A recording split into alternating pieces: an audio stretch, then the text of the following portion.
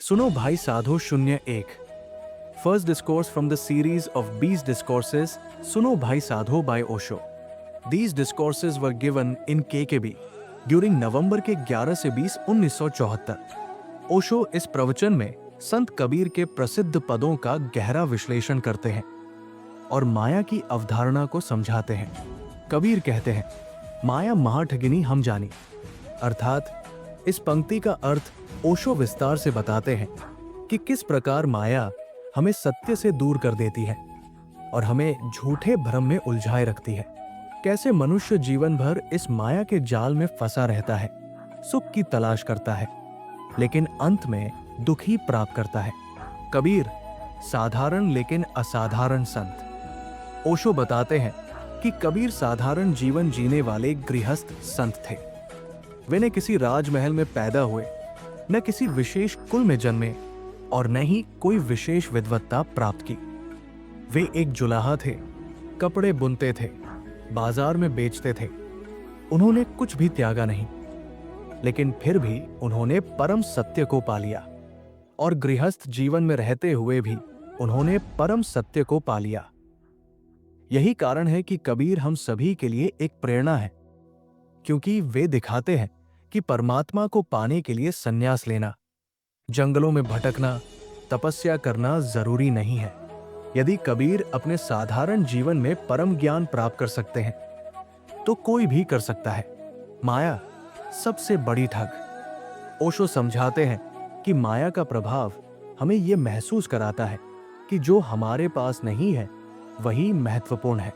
हम हमेशा धन, पद, प्रतिष्ठा, रिश्तों और सांसारिक वस्तुओं के पीछे भागते रहते हैं, लेकिन जब वो सब मिल जाता है तो भी हमारी संतुष्टि अधूरी रह जाती है।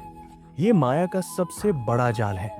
माया हमें विश्वास दिलाती है कि आनंद बाहर की चीजों में है, जबकि असली आनंद हमारे भीतर ही है। हम बचपन से ही सिखाए जाते हैं कि शिक्षा, नौकरी, शादी, पैसा, सफलता, यही सब जीवन का लक्ष्य है। लेकिन अंत में पता चलता है कि ये सब भी अधूरा था। जब तक ये समझ नहीं आती, तब तक व्यक्ति जन्म जन्मांतर तक इसी माया के जाल में फंसा रहता है। कबीर कहते हैं कि ये सब एक मृत तृष्णा की तरह है। जैसे रेगिस्तान में पानी की झील दिखती है, लेकिन वहां कुछ भी नहीं होता। बुद्ध और कबीर की तुलना। ओशो बताते हैं कि बुद्ध का जीवन और कबीर का जीवन एक दूसरे से बहुत अलग थे। बुद्ध एक सम्राट थे, जिनके पास असीम धन, सुंदर महल, परिवार और विलासिता थी। उन्होंने ये सब त्याग कर सत्य की खोज की। ये बात समझ में आती है कि जिसने सब कुछ भोग लिया, उसे उसकी निस्सारता का अनुभव हुआ और वो उसे छोड़ सका। लेकिन कबीर ने त्याग नहीं किया। कबीर ने कुछ भी नहीं छोड़ा, फिर भी सब कुछ पा लिया। वे गृहस्थ रहे, जुलाहा रहे, व्यापार किया, परिवार में रहे, फिर भी परम ज्ञान को उपलब्ध हुए। इसका मतलब है कि ज्ञान पाने के लिए कुछ छोड़ना जरूरी नहीं है, बल्कि सही दृष्टि और समझ चाहिए। सुख की खोज में दुख का जाल। ओशो बताते हैं कि ये संसार एक अद्भुत विरोधाभास से भरा हुआ है। जो व्यक्ति सुख की तलाश करता है, उसे अंततः दुख ही मिलता है। जो व्यक्ति दुख को स्वीकार कर लेता है, उसे परम आनंद प्राप्त होता है।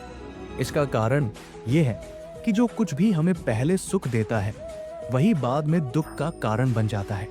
उदाहरण के लिए, प्रेम की शुरुआत में व्यक्ति असीम सुख महसूस करता है, लेकिन वही प्रेम जब ईर्ष्या, मोह, अधिकार और अपेक्षाओं से भर जाता है, तो वो दुखदायी बन जाता है। धन कमाने की चाहत में लोग पूरी जिंदगी भागते रहते हैं, लेकिन जब धन आ जाता है तो चिंता, प्रतिस्पर्धा और सुरक्षा का भय उन्हें घेर लेता है। जो लोग पद और प्रतिष्ठा के पीछे भागते हैं, वे अंततः अकेले रह जाते हैं, क्योंकि उनके पास आत्मीय संबंध नहीं होते। कबीर कहते हैं कि ये सब माया का खेल है, जो पहले सुख देती है और बाद में दुख। साधु कौन है? ओशो बताते हैं कि कबीर अपने हर वचन की शुरुआत सुनो भाई साधो से करते हैं, लेकिन यहाँ साधु का मतलब वो व्यक्ति नहीं है जो भगवा कपड़े पहनता है, बल्कि वो व्यक्ति है जो जीवन के सत्य को खोजने के लिए जागरूक है। ओशो समझाते हैं कि इंसान 3 तरह से प्रश्न कर सकता है। 1. कुतूहल से, जिज्ञासा मात्र। ये बच्चों की तरह होता है जो केवल जिज्ञासा के लिए पूछते हैं, लेकिन उत्तर से उनका जीवन नहीं बदलता। 2. बुद्धि से, दार्शनिक ज्ञान। ये दार्शनिकों की तरह होता है जो ज्ञान इकट्ठा करते हैं लेकिन उसे जीवन में उतारते नहीं। 3. मुमुक्षा से, साधक की खोज। ये साधक की तरह होता है जो सत्य को केवल जानना ही नहीं बल्कि उसे जीना चाहता है। कबीर का सुनो भाई साधो उन लोगों के लिए है जो साधना के लिए तैयार हैं, जो अपने भीतर के सत्य को खोजना चाहते हैं। माया से कैसे मुक्त हो? ओशो बताते हैं कि माया को तोड़ने का एक ही तरीका है, जागरूकता। ध्यान, प्रेम, सहजता और स्वीकार्यता के माध्यम से हम इस भ्रम से मुक्त हो सकते हैं। जितना हम जीवन को पकड़ने की कोशिश करेंगे उतना ही वो फिसलता जाएगा। जो चीज जितनी असली होती है वो उतनी ही स्वतःस्फूर्त होती है। कबीर कहते हैं, साधो सहज समाधि भली। यानी जो कुछ सहज है वही सबसे अच्छा है। इसका मतलब है कि आध्यात्मिकता कोई बड़ा प्रयास नहीं है, ये तो समझ की बात है। जैसे ही समझ विकसित होगी माया अपने आप गिर जाएगी। निष्कर्ष 1. माया हमें ठगती है और हम उसे सच मान लेते हैं। 2. सुख की खोज में हम दुख को आमंत्रित करते हैं। 3. बुद्ध ने सब कुछ छोड़कर सत्य को पाया, लेकिन कबीर ने कुछ भी छोड़े बिना उसे पा लिया। 4. साधु वह है जो सच्चाई को जानने और जीने को तैयार है। 5.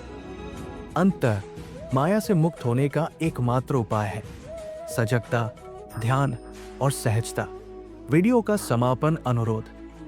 प्रिय दर्शकों, यदि आपको यह प्रवचन और इसकी व्याख्या पसंद आई हो तो वीडियो को लाइक करें, शेयर करें और हमारे चैनल प्रेरक संदेश को सब्सक्राइब करें। अपनी राय कमेंट में जरूर दें और घंटी दबाना न भूलें ताकि हमारे आगामी वीडियो आप तक सबसे पहले पहुंचे।